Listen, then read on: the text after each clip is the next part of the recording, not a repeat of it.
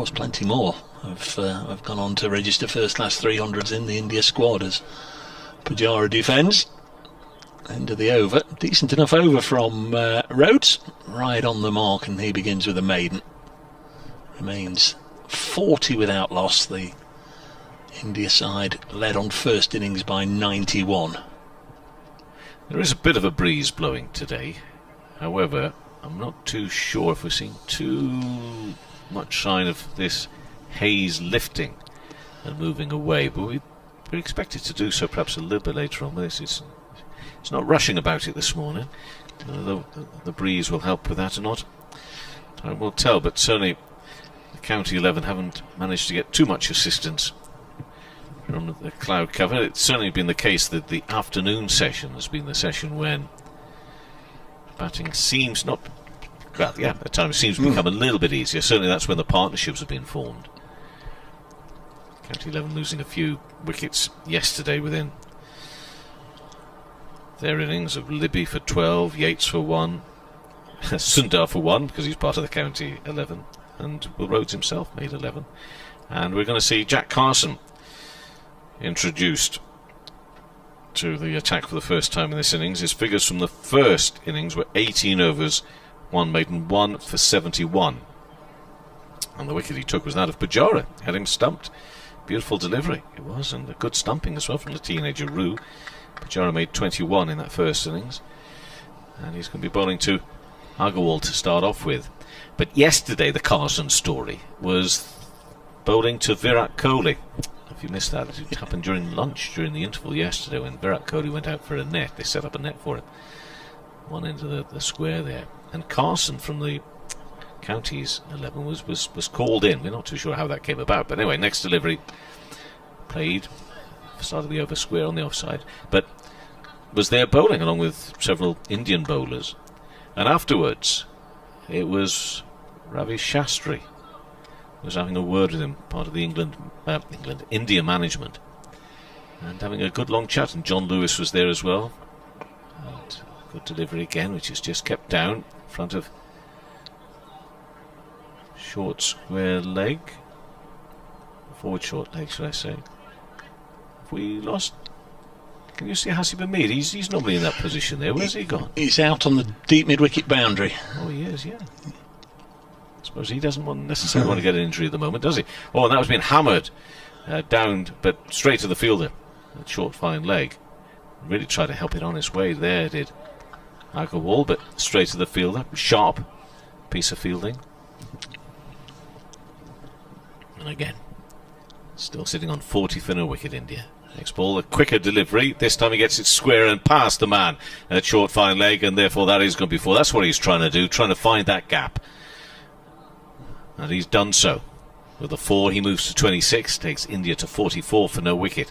This lead of 135. I think that's Rob Yates, isn't it, who's in that position, just behind square on the leg side, and as we were saying, Hasib Hamid out there on the fence, well out of harm's way. Certainly wouldn't want to get injured before he enters the test bubble, though he did tell me this morning he is hoping to play at Edgbaston on Sunday. Next delivery, is that right? Pushed defensively into the offside, no, right? So they don't meet up at Loughborough until Wednesday. Yeah. So he is telling me he is available for Nottinghamshire against Warwickshire. Whether that changes or not over the next day or two, we'll find out.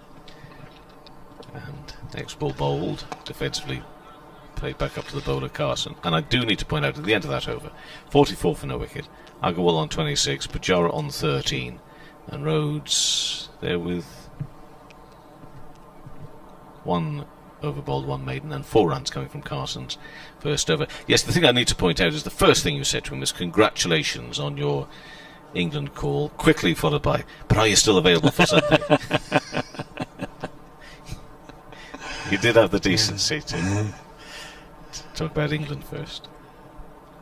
Yes, he's had a splendid resurgence, and I'd like to see him get a go. I really would. Obviously, everybody called up into the 17 dearly hopes that their name is Dave, a question though. Did it happen instantly for him? Just tell us about that Nottinghamshire, his arrival there, perhaps, if you would. Here's Will Rhodes starting new over, bowling to Pujara, who leaves this alone.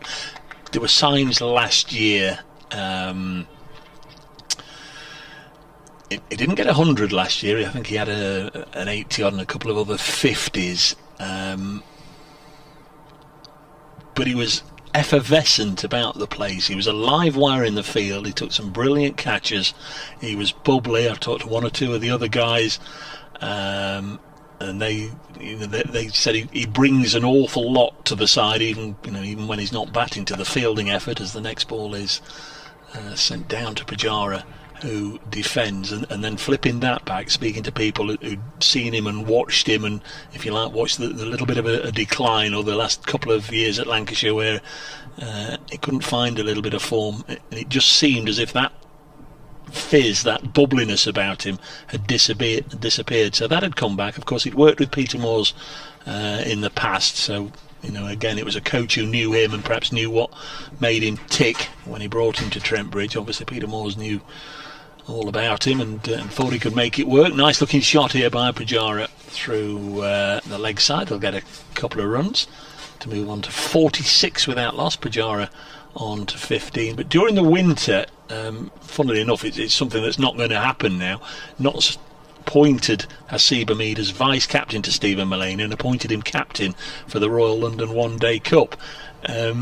And at that stage, because they knew Stephen Mullaney had been picked up by the 100, so wouldn't be available for that competition, and at that stage I think it was a real show of faith, a show that they felt he was a senior man, somebody had a good cricket head on him, somebody who was respected by all the others. But in doing that, I think they also didn't believe he would be around for England's selection. Next one's cut away nicely for runs, and Hamid trots after it. That's the India 50 coming up in the 13th over, and another fine shot in this over from Pujara. 50 on the board, just shy of an hour's cricket today. So do you think it's fair to say that from a Nottinghamshire point of view that they don't want to hold him back at all, but still in their minds they don't think it would be the end of the world if he was given another couple of months really before? Well, that's it.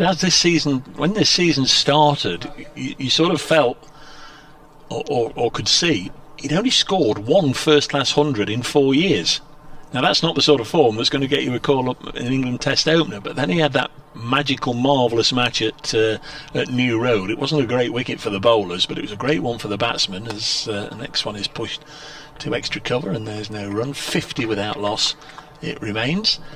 He scored 100 in each innings, but showed the temperament and the powers of concentration he'd got, because he batted for almost 14 hours across the 4 days, 100 in each innings, and records said that nobody had faced as many balls in a first-class match as he had. So that showed that he'd got it back. He was able to get into the zone and bat long. 50 without loss. Next ball is pushed into the offside. Next game against Derbyshire, typically after the Lord Mayor's show, 100. First innings he got a second ball duck, but then he found it again in the second innings, 94, and since then he's just churned out a series of 50s, 60s, 70s and 80s, and he's looked the part. He really has looked the part. But just go back to one word in there, the effervescence that he brings to the side. He's been bubbly, he's been animated, he's a real asset in the field, and that can only come, I think, Kevin, if you're enjoying your cricket. Yeah, and certainly on evidence, the story you've just told there and the evidence of what we've seen here just yesterday would suggest that Nottinghamshire may not see as much of him as they would have liked necessarily, because I think once he's back in there, I think he's going to make a really good fist. Well, I hope he gets a chance, because we've seen a number of players. Jake Ball has been called up in every squad this year and not got a game. Carson bowls and pushed into the offside, no run. I know there are other examples up and down the country, but from the Nottinghamshire perspective, I can only speak about Jake Ball. He's away for the 3 ODIs, didn't get a game. The 3 T20 internationals didn't get a game, and Hamid needs to be playing cricket. Yeah. Carson bowls, whipped away square on the offside. Maybe he'll go chasing that one. I'll go through for 2. Agarwal moves at 28 in this India score, having passed the 50 mark. He's on to 52 for no wicket, a lead of 104 43 runs. I don't want to make this a Nottinghamshire thing, Kevin, so I won't, but I've just had a message from Liam Patterson-White's dad, Dan. Can I point out that Nottinghamshire scored 78% of the county's runs yesterday? Very proud, very proud. Next delivery, playing back and turned onto the onside. And no run. Well, correct, very correct. And the thing about the England Test here, we don't know what's going on. I just wonder if perhaps also want to get, has he been feeling good about being back in an England dressing room again, even if he plays or doesn't play, that works onto the onside. And I know that's probably what you're fearing, because you say that he needs to be playing cricket, and obviously if he's not going to be playing for Nottinghamshire, you don't mind if he's playing for England, but you don't want him bringing out the drinks. That's an obviously understandable point of view. Carson bowls and defensively pushed into the offside. It's good. The flip side of that, though, is that they want players, because so much about the Ashes, they want players to feel part of it before they fly off to Australia, and feel they're part of the setup. So we wait and see what goes on in terms of whether he makes the starting 11 or not. Of course, that squad has only been named for the first two tests so far.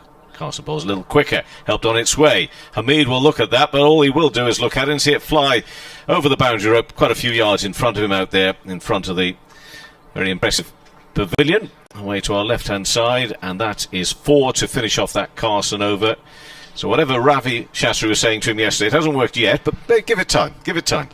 2 overs, 10 runs, and it's 56 for no wicket, a lead of 147. Agarwal on 32.